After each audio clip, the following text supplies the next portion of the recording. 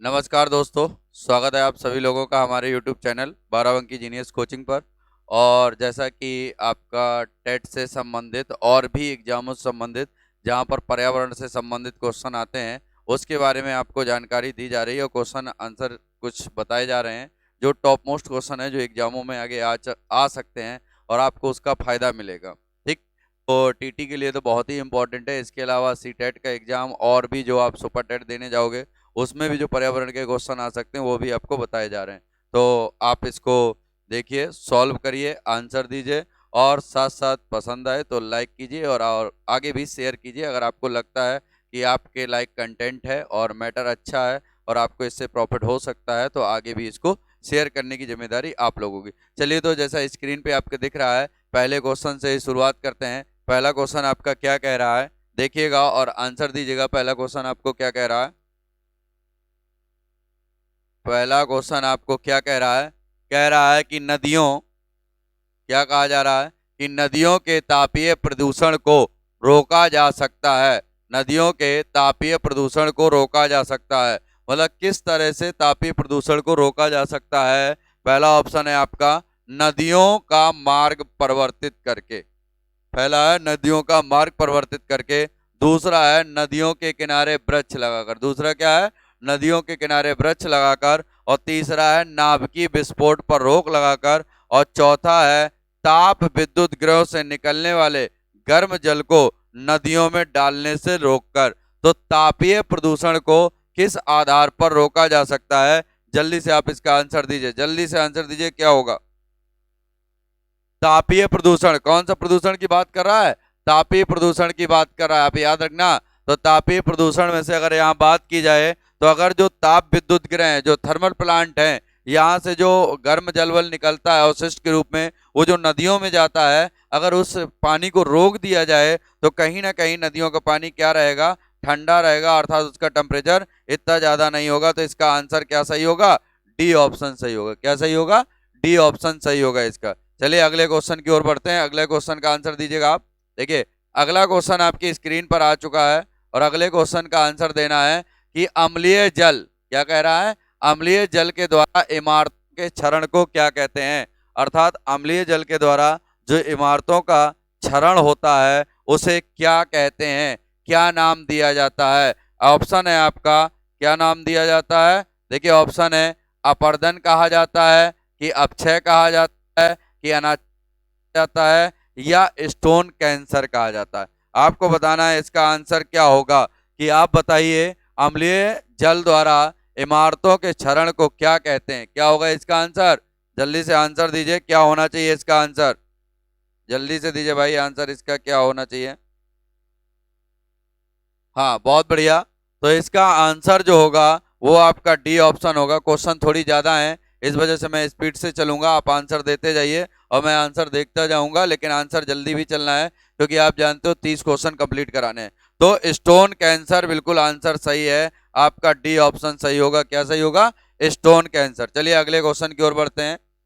अगला क्वेश्चन कह रहा है प्रदूषण को नियंत्रण करने के लिए उपाय है, मतलब कौन सा ऐसा उपाय है? चार ऑप्शन दिए हुए हैं जिससे आप प्रदूषण को क्या कर सकते हो? नियंत्रित कर सकते हो। तो प्रदूषण को नियंत्रित करने के लिए देखिए क्वेश्चन आप देखिएगा, आपको दिख रहा होगा कि प्रदूषण को नियंत्रित करने के लिए कौन सा उपाय अपनाया जाता है।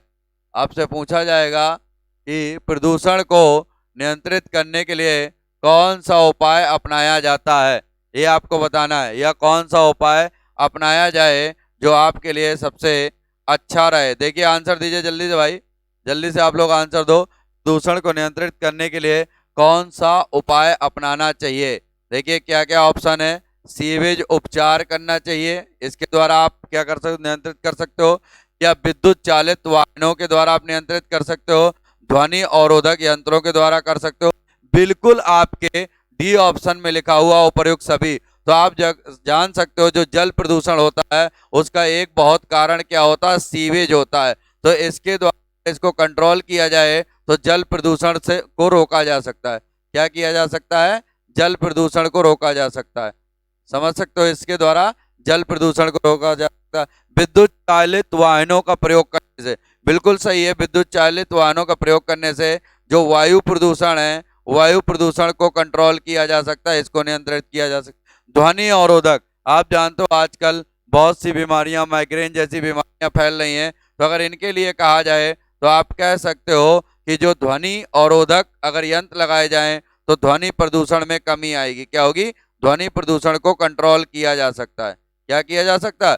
ध्वनि प्रदूषण कंट्रोल किया जा सकता है। तो इसका मतलब है उपर्युक्त सभी आंसर इसके सही हैं, अर्थात डी ऑप्शन कि सभी प्रदूषण के रोकने के उपायों के बारे में बताते हैं आपके सभी ऑप्शन। तो जो डी ऑप्शन है उपर्युक्त सभी, यही सही होगा। चलिए अगला क्वेश्चन आपकी स्क्रीन पर आ रहा है। अगला क्वेश्चन क्या कहता है कि महानगरों में, कौन से नगरों में? महानगरों में जो श्वास संबंधी रोगों की अधिकता का कारण है। आप जानते हो जितने महानगर हैं, चाहे दिल्ली हो, लखनऊ हो, कोलकाता, चेन्नई, बम्बई और भी जितनी बड़ी बड़ी सिटियां हैं जहां पर बहुत से लोग कहते हैं वाहनों का प्रयोग करते हैं, और बहुत से वाहनों का प्रयोग करते हैं, थोड़ी बहुत नहीं, बहुत से वाहन का प्रयोग करते हैं। तो अगर महानगरों में देखा जाए तो महानगरों में ये जो समस्या बढ़ रही है, किसकी? स्वास्थ्य संबंधी समस्या बढ़ रही है। ये स्वास्थ्य संबंधी समस्या का कारण क्या है? आपसे पूछा गया है स्वास्थ्य संबंधी समस्या का कारण क्या है, तो आप बताओगे जो स्वास्थ्य संबंधी समस्या का कारण है वो कौन है इनमें से? बताओ, ध्वनि प्रदूषण है, वायु प्रदूषण है, मृदा प्रदूषण है, या जल प्रदूषण है? तो आप जानते हो सांस लेना मतलब है आप ऑक्सीजन लेते हो, और ऑक्सीजन के साथ साथ और भी चीजें मिलने लगी, कार्बन डाइऑक्साइड की अधिकता होने लगी और कार्बन मोनोऑक्साइड की अधिकता होने लगी। ये सब कहीं ना कहीं प्रदूषण को बढ़ाती हैं। तो इसका आंसर आपका क्या सही होगा? बी ऑप्शन सही होगा कि महानगरों में स्वास्थ्य संबंधी रोगों की अधिकता का कारण क्या है? तो आप बताओगे वायु प्रदूषण है। क्या है? वायु प्रदूषण है, और आंसर आपका बी ऑप्शन बिल्कुल सही होगा। अगला देखिएगा दोस्तों, अगला कह रहा है कि जल को प्रदूषित करने वाली धातु का कौन सा युग्म है? मतलब ये कौन सा जोड़ा है जो जल प्रदूषण के लिए उत्तरदायी होता है? ये आपको बताना है कि जल प्रदूषण के लिए कौन सा जोड़ा उत्तरदायी है। जल प्रदूषण के लिए कौन सा जोड़ा उत्तरदायी है? तो इसमें दिया हुआ पीतल या निकेल, सोना या चांदी, पारा या सीसा, और यह आपका तांबा या टिन।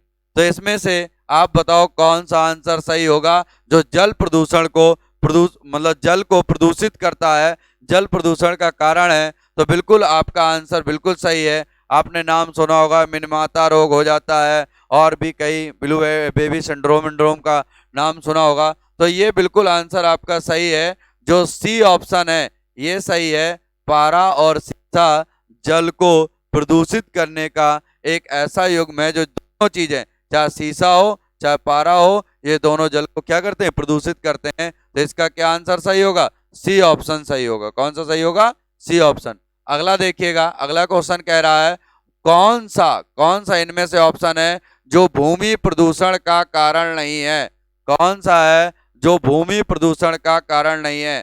आपसे पूछा गया है कि आप बताइए कि इनमें से कौन सा भूमि प्रदूषण का, हाँ बताइए जल्दी से आंसर भाई, कि जो आपके चार ऑप्शन है इनमें से कौन सा ऐसा ऑप्शन है जिससे भूमि प्रदूषण नहीं होता है, अर्थात उसका कारण नहीं है? बताइए क्या होगा? खनन, औद्योगिक अपशिष्ट, पॉलीथीन, या वृक्षारोपण? देखिए इसमें सीधे सीधी सी बात हो रही है, वृक्षारोपण से कभी भी भूमि का प्रदूषण नहीं होता है। भूमि का प्रदूषण वृक्षारोपण से नहीं होता है, और वो कह रहा है कि कारक नहीं है, तो इसका मतलब है वृक्षारोपण वाला आंसर सही होगा आपका, डी ऑप्शन सही होगा। क्या होगा? डी ऑप्शन सही होगा, वृक्षारोपण वाला। चलिए अगला क्वेश्चन देखते हैं क्या कह रहा है। अगला क्वेश्चन कह रहा है कि वायुमंडल में, क्या कह रहा है आपसे, कि वायुमंडल में तापमान वृद्धि करने वाली गैस कौन सी है?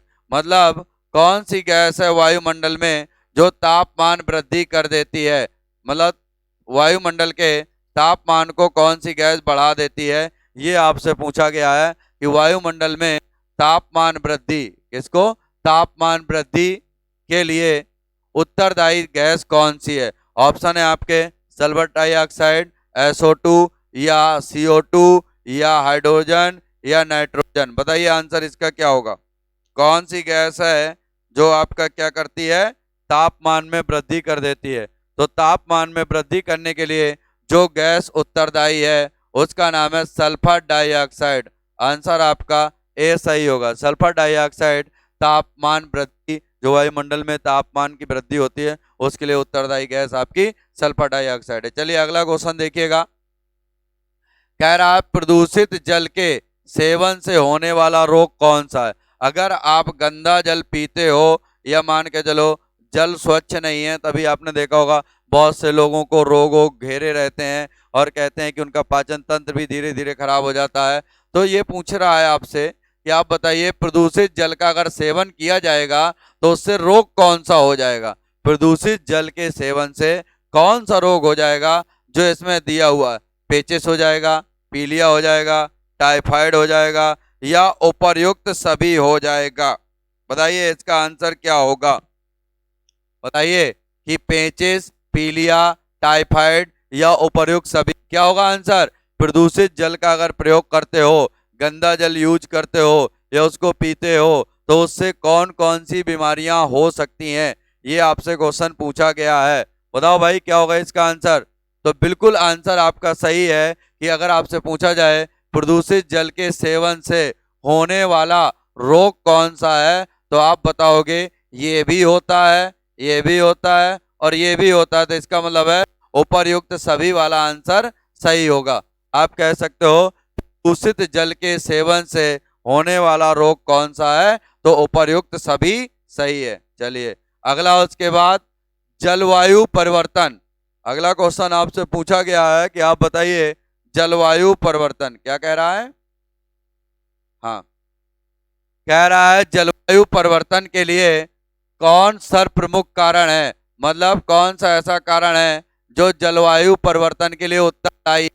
आपके सामने ऑप्शन है तेजी से बढ़ती जनसंख्या, तेजी से बढ़ते उद्योग, वनों का विनाश या उपर्युक्त में से कोई नहीं।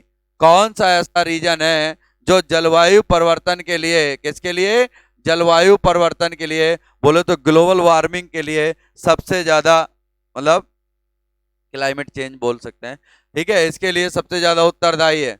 तो बताओ कौन सा होगा आंसर, जल्दी बताइए। बहुत सरल क्वेश्चन है, बिल्कुल सिंपल सिंपल से क्वेश्चन है, थोड़ा दिमाग लगाइए, आंसर ऑटोमेटिक आ जाएगा। तो जलवायु परिवर्तन के लिए सर्वप्रमुख कारण कौन सा है, तो आप बताओगे कि वनों का जो विनाश है, कौन है, वनों का विनाश है। यही से आप कह सकते हो कि जलवायु परिवर्तन का सबसे ज्यादा कारण है कौन सा, वनों का विनाश। तो इसका आंसर क्या सही होगा, सी ऑप्शन सही होगा।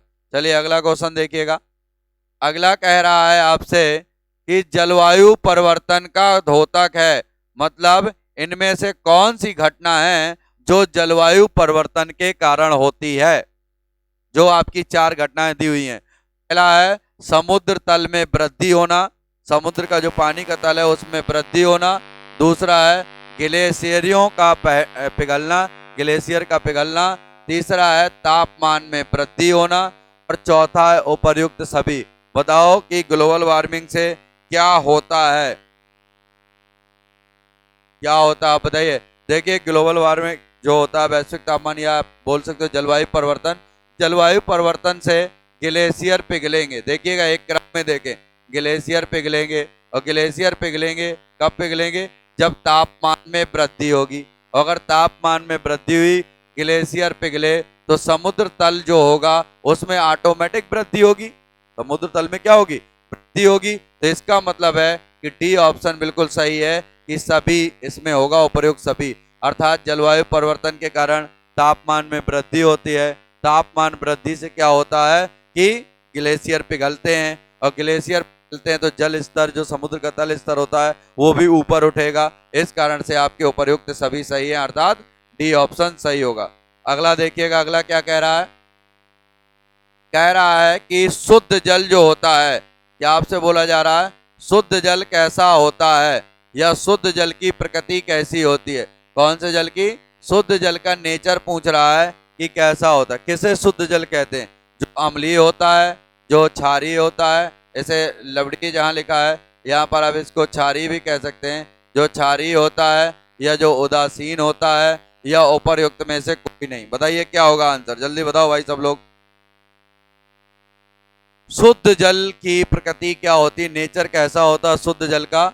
शुद्ध जल का नेचर कैसा होता है? तो आप बता सकते हो कि जो शुद्ध जल होता है वो पूरी तरीके से उदासीन होता है। अर्थात उदासीन क्या होगा? जिसकी पीएच वैल्यू कितनी होगी? 7 होगी, वही उदासीन होगा। वैसे कहा जाए 7 से लेकर के 8.5 तक का जल पीने योग्य होता है, ठीक पीएच वैल्यू। तो 7 जिसकी उदासीन मतलब पीएच वैल्यू होगी उदासीन होगा। अर्थात आप कह सकते हो शुद्ध जल जो होता है वो उदासीन होता है। आंसर नंबर इसका बी सही है। क्या सही है? बी सही है। अगला देखिएगा, अगला कह रहा है, क्या कह रहा है क्वेश्चन आपसे, ये आप बताइए। अगला क्वेश्चन क्या कह रहा है? कह रहा है यहाँ पर कि सल्फर डाइऑक्साइड तथा कार्बन मोनोऑक्साइड, मतलब 2 ऑप्शन दिए हैं। कह रहा है सल्फर डाइऑक्साइड तथा कार्बन मोनोऑक्साइड किसका कारक है? बताइए। सल्फर डाइऑक्साइड तथा कार्बन मोनोऑक्साइड कारक हैं, किसी चीज के लिए जिम्मेदार हैं। 4 ऑप्शन में से किसके लिए जिम्मेदार हैं? बताओ। जल प्रदूषण के लिए, कि वायु प्रदूषण के लिए, कि भूमि प्रदूषण के लिए, कि शोर प्रदूषण के लिए? आप जानते हो SO2 और CO, ठीक है। कौन कौन? SO2 और CO। एक सल्फर डाइऑक्साइड गैस है या कार्बन मोनोऑक्साइड है। और आप जानते हो गैस है तो जल को तो प्रदूषित करेगी नहीं, भूमि को तो प्रदूषित करेगी नहीं, शोर को तो करेगी नहीं। तो इसका मतलब है वायु प्रदूषण के लिए जिम्मेदार होगा। अर्थात आपका आंसर क्या सही होगा? बी ऑप्शन पूरी तरीके से सही होगा। चलिए अगला क्वेश्चन देखिएगा भाई। हाँ, आप कमेंट करते जाइएगा और जो आप आंसर दे रहे हैं उन आंसरों को मैं देख रहा हूँ। बस ये है कि आपका थोड़ा सा स्पीड से कार्यक्रम होना चाहिए, अर्थात कहने थोड़ा जल्दी चलना पड़ेगा, क्वेश्चन हो पाएंगे, नहीं तो 10-15 क्वेश्चन ही हो पाते हैं। इस कारण 30 क्वेश्चन करना है तो थोड़ा सा हमें स्पीड से चलना पड़ेगा। आप आंसर देते जाइए और बिल्कुल भी हर क्वेश्चन का आंसर दीजिए और उसके बाद इसका आंसर जब मैं बताता हूँ मैच कराइए कि कहाँ आपने सोचने में गलती कर दी। सोचना ही है, ठीक, रटना नहीं। अगला कह रहा है कि ध्वनि प्रदूषण, क्या कह रहा है आपसे? कि ध्वनि प्रदूषण, कह रहा है ध्वनि प्रदूषण का दुष्प्रभाव है। अगर कहीं पर ध्वनि प्रदूषण होगा तो क्या उससे हानि होगी या क्या हानि हो सकती है, ये आपसे पूछ रहा है। पहला, श्रवण स्तर मतलब सुनने के लेवल पर प्रभाव पड़ेगा, मनोवैज्ञानिक प्रभाव पड़ेगा, शारीरिक प्रभाव पड़ेगा या उपर्युक्त सभी प्रभाव पड़ेंगे। बताओ क्या होगा? बताइए। अगर कहीं पर शोर हो रहा है और ध्वनि प्रदूषण है, उसे शोर प्रदूषण मतलब ध्वनि प्रदूषण, अगर कहीं ध्वनि प्रदूषण है तो उसका दुष्प्रभाव क्या होगा? तो आप कहोगे उसका दुष्प्रभाव सुनने के स्तर पर भी होगा, मनोवैज्ञानिक, दिमाग में माइग्रेन जैसी समस्याएं भी उत्पन्न होने लगती हैं, मनोवैज्ञानिक भी होगा, उससे शरीर को भी दिक्कत होती है, शारीरिक भी होगा। तो आप कह सकते हो कि सभी प्रकार के कारक इसके लिए जिम्मेदार हैं। अर्थात इसका डी ऑप्शन पूरी तरीके से सही है। चलिए अगला क्वेश्चन देखिएगा। अगला कह रहा है शोर प्रदूषण के लिए। अगला क्वेश्चन क्या कह रहा है देखिएगा, आंसर दीजिए पहले आप लोग। क्या है, जल्दी से आंसर दीजिए। शोर प्रदूषण के कृत्रिम, क्या कह रहा है? कृत्रिम, शोर प्रदूषण के कृत्रिम अथवा मानव निर्मित, और जो मानव निर्मित चीजें होती हैं उन्हीं को कृत्रिम या आर्टिफिशियल कहा जाता है। तो आपसे पूछा जा रहा है कि शोर प्रदूषण के कृत्रिम अथवा मानव निर्मित स्रोत हैं, मानव निर्मित स्रोत हैं कौन कौन से? उद्योग धंधे व मशीनें या परिवहन के साधन, या आपसे पूछा जा सकता है कि सामाजिक क्रियाकलाप या उपर्युक्त सभी। मतलब शोर प्रदूषण के जो मनुष्य द्वारा पैदा किया जा रहा है, मनुष्य द्वारा जो शोर प्रदूषण पैदा किया जा रहा है उसके कारक क्या हैं? तो बताओ कौन कौन से कारक हैं, जल्दी बताइए। आप जानते हो उद्योग धंधे भी क्या है? मनुष्य द्वारा लगाए जाते हैं, बड़ी बड़ी मशीनें होती हैं, वहां बहुत आवाज भी होती है। तो एक कारक तो ये भी सही है यार। परिवहन के साधन आजकल विभिन्न प्रकार के आप जानते हो साधन, उनकी हॉर्न और उनकी आवाज, एक अजीब तरह का सैलेंसर का बदलना, बड़ी बड़ी हॉर्न लगाना, ट्रक बसों में कहते हैं कि हॉर्न का जो लेवल है वो डेसिबल है वो ज़्यादा होना, ये भी एक कारण हो सकता है। फिर सामाजिक क्रियाकलाप, आप वहां पता चले डीजे बजा रहे हो और अच्छा खासा नाच रहे हो, आपको कई ऐसे लोग भी अगल बगल होंगे जिनको समस्या हो रही होगी, लेकिन खुशी में कौन दूसरे की समस्या देखता है, तो इसका मतलब है ये भी कारक। तो आप कह सकते हो कि उपर्युक्त सभी कारक हैं किसके लिए, ध्वनि प्रदूषण के लिए। तो आंसर आपका क्या सही होगा, डी ऑप्शन सही होगा, अर्थात उपर्युक्त सभी। ठीक है, क्योंकि मैंने कहा उद्योग धंधों में बहुत बड़ी बड़ी मशीनें लगाई जाती हैं जो कहीं ना कहीं बहुत ज्यादा हानिकारक होता है, उससे निकलने वाली आवाज मनुष्य के, लगातार अगर मनुष्य किसी कंपनी में कार्य कर रहा है और जहां पर मशीनों की संख्या बहुत ज्यादा है, तो आप देखिए उसकी श्रवण शक्ति कमजोर हो जाएगी। फिर उसके बाद परिवहन के साधन, ये भी आपने देखा होगा, ये तो डेली यूज वाली चीजें हैं, आप रोड में निकलते होगे, अचानक से कोई हॉर्न हॉर्न बजा दे, आपको बहुत ज्यादा टेंशन होने लगती है, तो ये परिवहन के साधन। सामाजिक क्रियाकलाप, मतलब जो हम लोग अपने खुशी के लिए करते हैं, शादी विवाह में बैंड का बजना, या आप कह सकते हो कि और क्या बोल सकते हो, शादी विवाह का में बैंड का बजना, डीजे का बजना, ये सब इसमें आ सकता है, तो ये भी एक कारण हो सकता है। तो उपर्युक्त आपके सभी कारक इसके लिए क्या होंगे, जिम्मेदार होंगे। तो उपर्युक्त सभी बिल्कुल सही है। अब देखिएगा अगला क्वेश्चन आ रहा है 15 नंबर। और 15 नंबर क्वेश्चन क्या कह रहा है आपसे, 15 नंबर क्वेश्चन कह रहा है कि अपशिष्ट निक्षेपण, अपशिष्ट निक्षेपण की प्रभावी विधि है। बताओ, ये एक अपशिष्ट मतलब है शेष बचा हुआ जैसे कहते हैं, उस निक्षेपण की प्रभावी विधि कौन सी है, कौन सी है बताओ, कर्म, अपादान, कर्ण, संप्रदान। बताओ क्या होगा इसका। ये इसके सभी ऑप्शन गलत हैं, यहाँ ये हिंदी के ऑप्शन रखे हुए हैं और क्वेश्चन आपका क्या है, उसका है। तो टाइपिस्ट को थोड़ा सा प्रॉब्लम हो गई होगी। अगर इसमें कहा जाए तो इसमें होना चाहिए ए ऑप्शन, भूमि निस्तारण। इसमें क्या होना चाहिए आपका, भूमि निस्तारण होना चाहिए। ठीक है, और जो बी ऑप्शन होना चाहिए, बी ऑप्शन में आपका परिवहन के साथ, हाँ, भस्मीकरण, भस्मीकरण होना चाहिए। और डी ऑप्शन में चलो लिख देते हैं उपर्युक्त सभी, उपर्युक्त सभी। और सी ऑप्शन जो होगा वो आपका, वो होगा इसमें दारण। तो अगर ये आपसे ये पूछा जाए, ये ऑप्शन नहीं है, कहीं हिंदी के ऑप्शन इसी में रख दिए गए, ठीक है, तो आपसे पूछा जाएगा कि अपशिष्ट निक्षेपण के लिए कौन प्रभावी है, तो आपका आंसर होगा अपशिष्ट निक्षेपण के लिए ये आपकी सभी विधियां, भूमि निस्तारण, भस्मीकरण, दारण, ये सभी प्रकार की विधियां क्या है, उत्तरदायी हैं। तो डी ऑप्शन पूरी तरीके से सही होगा। क्या सही होगा, डी ऑप्शन पूरी तरीके से सही होगा। चलिए अगला देखिएगा, अगला क्वेश्चन आपसे क्या कह रहा है कि भूमि प्रदूषण का स्रोत क्या है। आपसे पूछा जा रहा है भूमि प्रदूषण का स्रोत क्या है।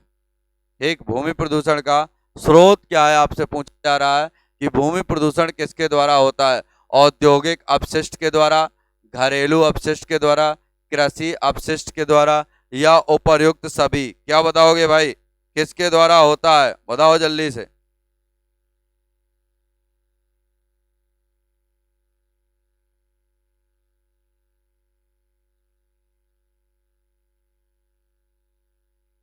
बताओ जल्दी से, बताओ क्या होगा इसका।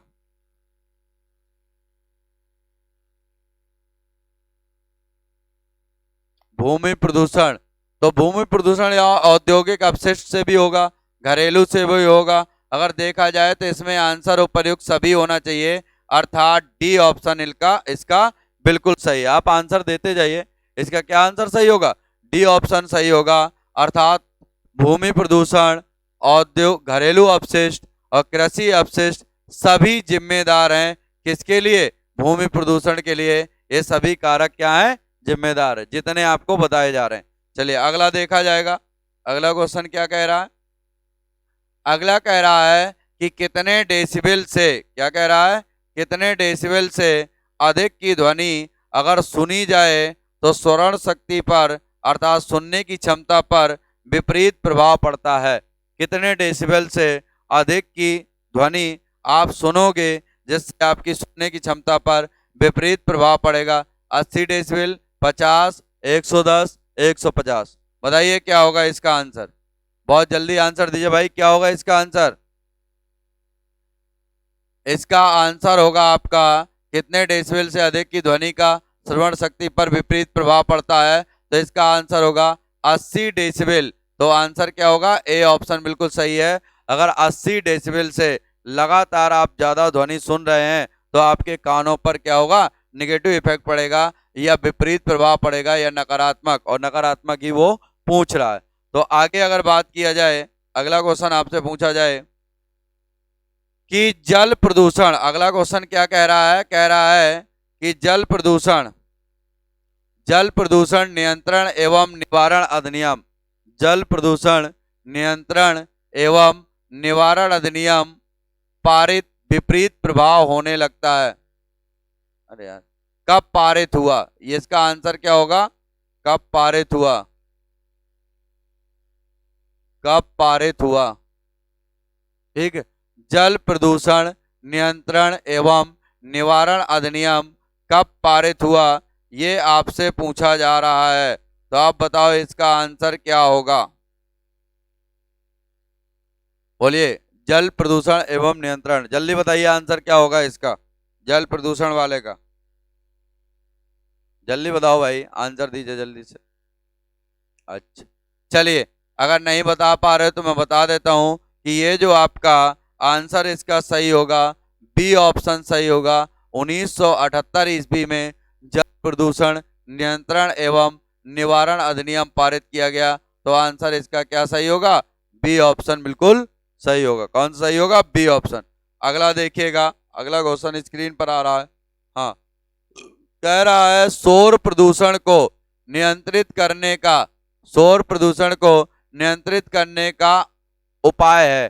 कैसे आप शोर प्रदूषण को नियंत्रित कर सकते हो, कैसे आप शोर प्रदूषण को नियंत्रित कर सकते हो, ये आपसे पूछा जा रहा है।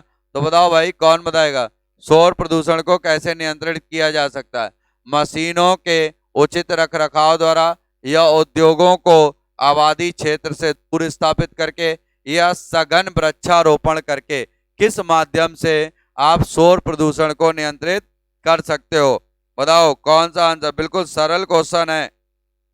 तो आप जानते हो मशीनों का उचित रखरखाव रखोगे तो भी सही है, इसका मतलब ए भी सही है। उद्योगों को आबादी क्षेत्र से दूर स्थापित किया जाए, ये भी सही है। तीसरा, सघन वृक्षारोपण, वृक्षारोपण ज्यादा किया जाएगा उससे भी फायदा होता है, शोर प्रदूषण या ध्वनि प्रदूषण, सी भी सही है। तो इसका मतलब है डी ऑप्शन बिल्कुल सही होगा। अर्थात सभी माध्यम का प्रयोग करके ही हम लोग क्या कर सकते हैं, शोर प्रदूषण को, सभी माध्यम का प्रयोग करके शोर प्रदूषण को क्या कर सकते हैं, नियंत्रित कर सकते हैं। तो आपका आंसर क्या होगा, डी ऑप्शन होगा। चलिए अगला क्वेश्चन देखिएगा। अगला क्वेश्चन क्या कह रहा है, आप देखो। अगला क्वेश्चन कह रहा है कि डेसिबल मात्रक है। डेसिबल किससे मापा जाता है, या मतलब सॉरी, डेसिबल से क्या मापा जाता है। तो ये पूछ रहा है कि डेसिबल किसकी इकाई है। जल्दी से आंसर दीजिए, बहुत सरल क्वेश्चन है कि डेसिबल किसकी इकाई है, आपको बताना है कि डेसिबल किसकी इकाई है। बताइए क्या बताओगे आप, डेसिबल किसकी इकाई है, ध्वनि की मापने की, या गहराई मापने की, या तापमान मापने की, या आपकी वायु दाब मापने की। बताइए क्या होगा इसका आंसर, जल्दी से बताइए। तो अगर देखा जाए तो इसका आंसर जो होगा, वो जो ध्वनि है उस ध्वनि को मापा जाता है डेसिबल से। तो क्या आंसर सही होगा, ए ऑप्शन सही होगा।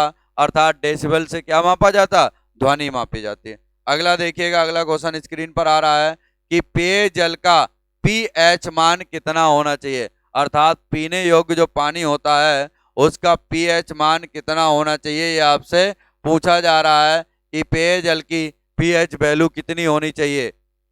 दिखाई दे रहा है कि पेयजल की पीएच वैल्यू कितनी होनी चाहिए।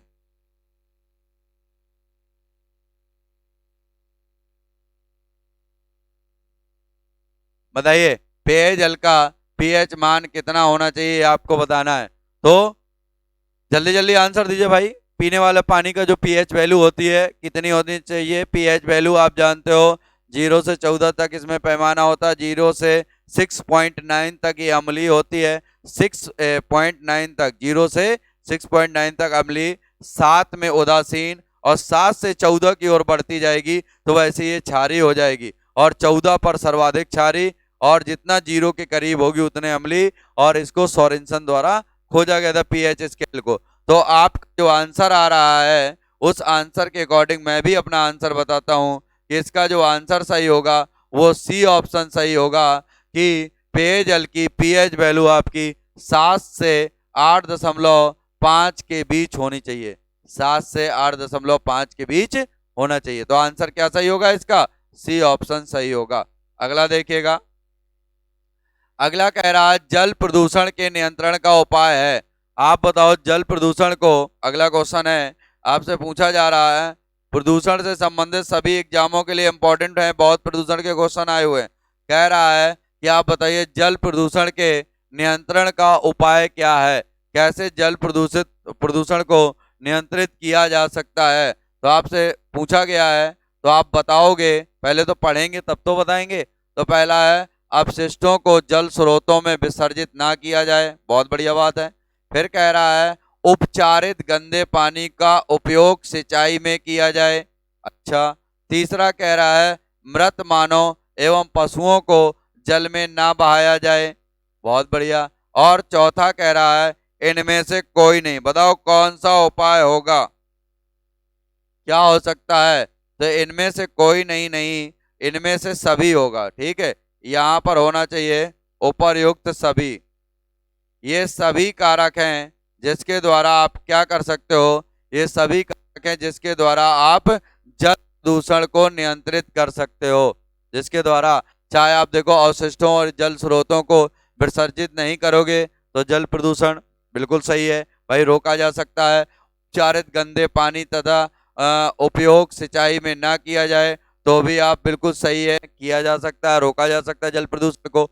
और कह रहा है मृत मानव एवं पशुओं को जल में ना बहाया जाए, तो ये भी सही है, ना बहाया जाएगा तो भी जल प्रदूषण नहीं होगा। तो इसका मतलब है ये सभी कारक जिम्मेदार हैं, और डी ऑप्शन में उपर्युक्त सभी, तो क्या होगा कि इसका डी ऑप्शन सही होगा, उपर्युक्त सभी आंसर इसका सही होगा। चलिए अगला क्वेश्चन देखते हैं। अगला कह रहा है जल का प्रमुख प्रदूषक तत्व है, जल को सबसे ज्यादा कौन प्रदूषण करता है या कौन प्रदूषित करता है, ये आपसे पूछा गया है कि पारा करता है, सीसा करता है, जस्ता करता है, वह फ्लोराइड करता है, और डी ऑप्शन में लिखा है ये सभी करते हैं। बताओ क्या होगा इसका आंसर, कि कौन है जो जल का प्रमुख प्रदूषक तत्व है। तो आपका आंसर होगा, इसका आंसर क्या होगा ये आपको बताना है, जल को कौन कौन प्रदूषित करता है, बताइए जल को प्रदूषित कौन कौन करता है, तो कौन बताएगा आंसर। अगर देखा जाए पारा भी जल को प्रदूषित करता है, सीसा जस्ता करता है, फ्लोराइड करता है, तो उपयुक्त सभी सही होगा, अर्थात इसका डी ऑप्शन बिल्कुल सही होगा। क्या होगा? डी ऑप्शन बिल्कुल सही होगा। अगला देखिएगा, अगला कह रहा है जल प्रदूषण का मानवीय स्रोत है, मतलब कौन सा मानवीय स्रोत है जिसके द्वारा जल प्रदूषण होते हैं, बताओ जल प्रदूषण का मानवीय स्रोत बताइए भाई जल्दी से, बताओ जल्दी बताओ। मानवीय स्रोत मतलब जो हमारे द्वारा कार्य किए जाते हैं और उन कार्यों के द्वारा कहीं ना कहीं जल में प्रदूषण फैलता है। तो इसमें आप जानते हो औद्योगिक बहिस्राव ये भी जरूरी है, ये भी यहाँ सही है, हमारे द्वारा ही होता है ये बहिस्राव, कोई भी बहाई आई ये भी बहत मल, तो आप सकते हो डी ऑप्शन सही है, अर्थात उपर्युक्त सभी कारक जल प्रदूषण के लिए मानव जनित है, जो मानव द्वारा फैलाए जाते हैं। तो ये इसका आंसर क्या सही होगा? डी ऑप्शन सही होगा। अगला देखिएगा, अगला 25 क्या कह रहा है, 25 आपको कह रहा है कि नीरी कौन सा एक कार्यालय है या एक संगठन है जिसका मुख्यालय कहाँ पर स्थित है, उसका नाम है नीरी। आपसे पूछा गया है कि नीरी कहाँ पर स्थित है, नीरी कहाँ पर स्थित है, तो अहमदाबाद में या नागपुर में, या आपसे पूछा गया मुंबई में या नई दिल्ली में, बताओ इसका आंसर क्या होगा कि नीरी नामक संगठन कहाँ पर उपस्थित है या कहाँ पर इसका मुख्यालय कहाँ पर है। तो आप बताओगे ये नीरी नामक मुख्यालय जो है नागपुर में स्थित है। आंसर इसका बी सही होगा। क्या सही होगा? बी सही होगा। अगला देखिएगा भाई, अगला कि अगला क्या पूछ रहा है, ये देखिएगा। अगला कह रहा है कि निम्नलिखित में से जीवन प्रक्रियाओं का कौन सा युग्म है? जीवन प्रक्रियाओं का कौन सा युग्म है जो पेड़ पौधों और जीव जंतुओं दोनों में मिलता है?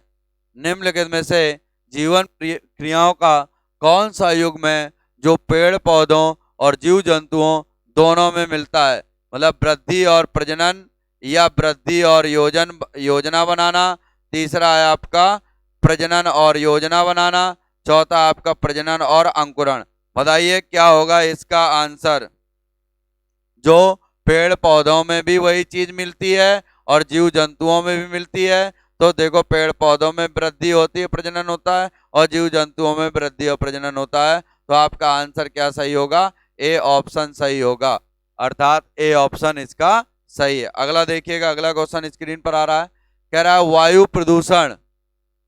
अगला आपसे पूछा जा रहा है, क्या पूछा जा रहा है कि वायु प्रदूषण से फैलने वाला रोग है, अर्थात जो वायु प्रदूषण होता है इससे निम्नलिखित में से कौन सा रोग हो जाता है?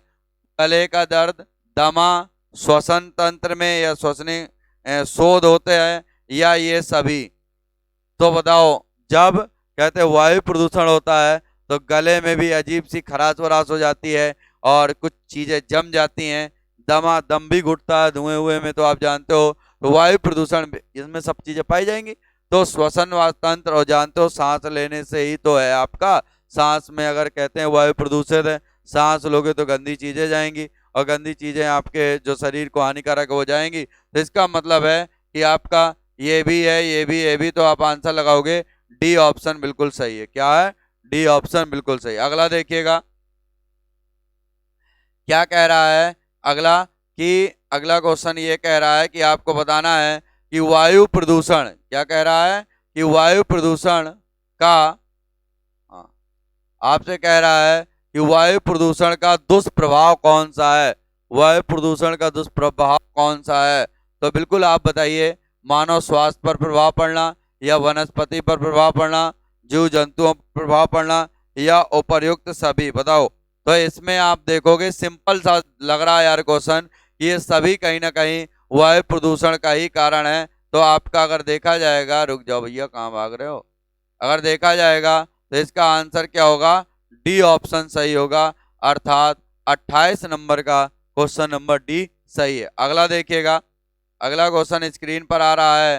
कह रहा है चेरोनोबिल। हाँ, देखिएगा क्या कह रहा है।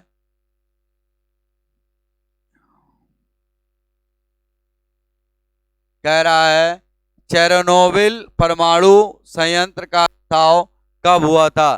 चेरोनोबिल परमाणु संयंत्र का रिसाव कब हुआ था? तो आपको डेट बताना है कि ऐसी घटना कब घटी थी। बताओ, दिसंबर 1986 में, या आपका अक्टूबर 1987 में, या नवंबर 1988 में, या सितंबर 1992 में। जैसे आप जानते हो भोपाल गैस त्रासदी है, वैसे ही कहते हैं एक और किसी देश में, अभी अगला क्वेश्चन वही आएगा, कौन से देश में घटना घटी थी? तो चेरनोबिल परमाणु संयंत्र के रिसाव संबंधी घटना दिसंबर 1986 में घटित हुई थी। कब हुई थी? दिसंबर 1986 में। इसका ए आंसर सही होगा।